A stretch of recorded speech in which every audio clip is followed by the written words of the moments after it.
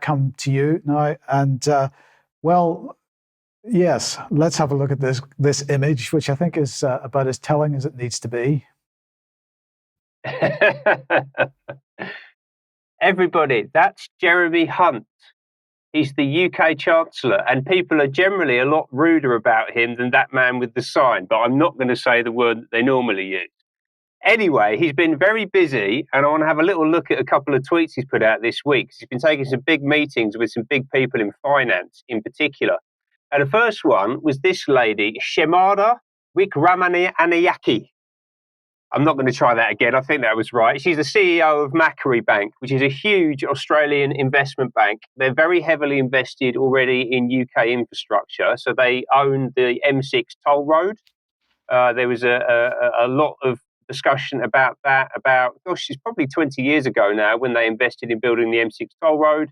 So they're actually actively buying and building big pieces of infrastructure and then essentially leasing them back to us as UK citizens. And Mr. Hunt is talking to Macquarie about a further 12 billion of investment, 12 billion pounds in 10 areas of sustainable infrastructure, right? So this new sustainable infrastructure, this new economic and technological paradigm that they're talking about building is being funded, and as you know, with the M6 toll road, will then ultimately be owned by global corporations like Macquarie, right? The British people will basically live in a system of indentured servitude. That's what these people are architecting. That's what they want. That's what they're building. Another example this week, again, I said he's had some big meetings. This one with probably one of the biggest fish in the pond of global finance, Larry Fink, who's the chief executive and the founder of BlackRock. It's one of the world's biggest investment funds.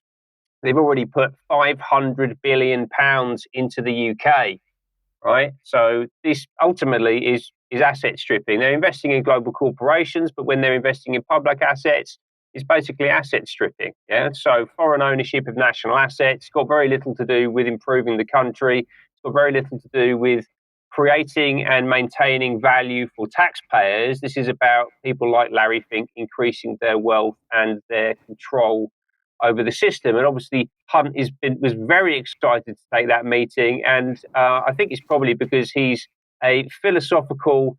He's philosophically aligned, shall we say, to Mr. Fink. And actually, let's hear from Larry Fink about his philosophy and what all that money is ultimately going to be used to do.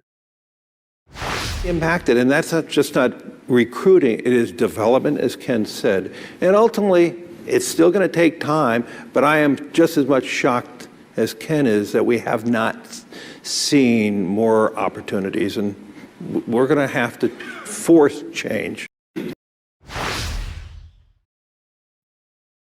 Oh, okay, that was a bit shorter than I was anticipating. In the full clip, he actually says force change 5 times. It's a minute-long clip, just over a minute. So every 15 seconds in that little section, he says we've got to force change. We've got to make people do what we want to do by constructing a system that forces them to do what we want them to do. He's talking there about his own internal team. So a lot of this is about DEI and getting different types of faces into the organization, but that also flows through into his investment strategy.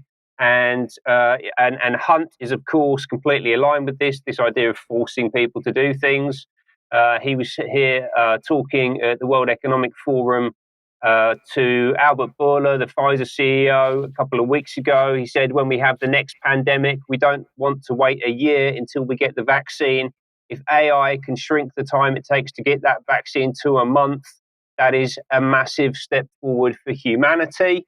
So now, no doubt, they'll be attempting to force us into compliance with that vaccine created by AI for the next pandemic, which is imminent, just like they did last time. But I suppose the silver lining in all of this is you lockdown protesters, you won't have to wait a year next time. It'll all be done in a month. So that's a good thing, I suppose, in all of that.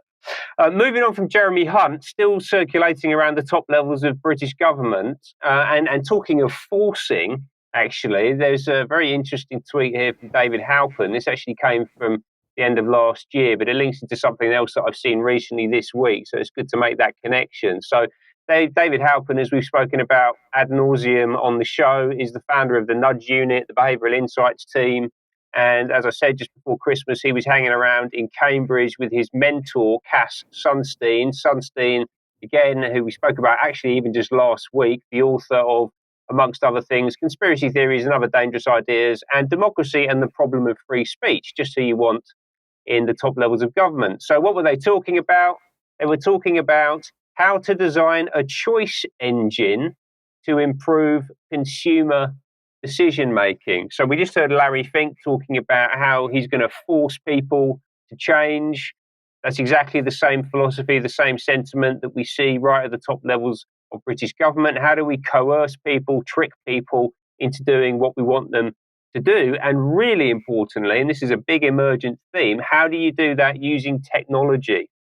All right, so you can see here Sunstein talking about choice engines and AI, right? One of the most prominent uses of AI is going to be to try and nudge citizens into making the right choices as defined by people like David Halpern, Jeremy Hunt, Larry Fink, Cass Sunstein. How do we see that manifesting? Because, you know, this isn't just sort of nebulous stuff that they talk about on slides at Cambridge University. It actually impacts the front line of our civilization on a daily basis. And this one example that jumped out at me this week is that Nesta, which owns the Nudge unit, has introduced something called a strategy room.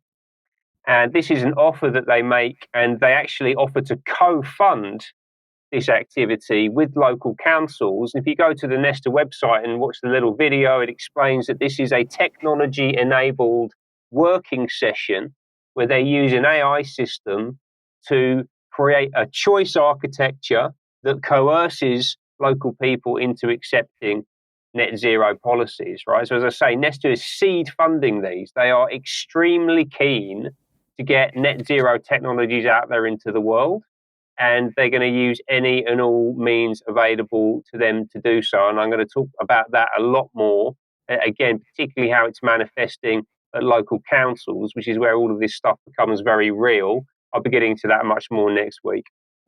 Okay, thank you, Ben, for that. Okay, let's move on. If you like what the UK Column does, you would like to support us, please head over to community.ukcolumn.org.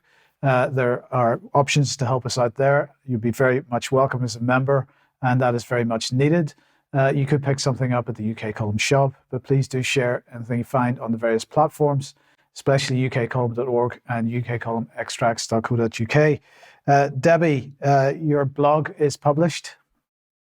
It is indeed. And, you know, every cloud has a silver lining, and go and have a look up maybe a suggestion about the Citizens Army and what we can do to help our young people. And where have all the royals gone? And Monjaro, is that some form of mountain range?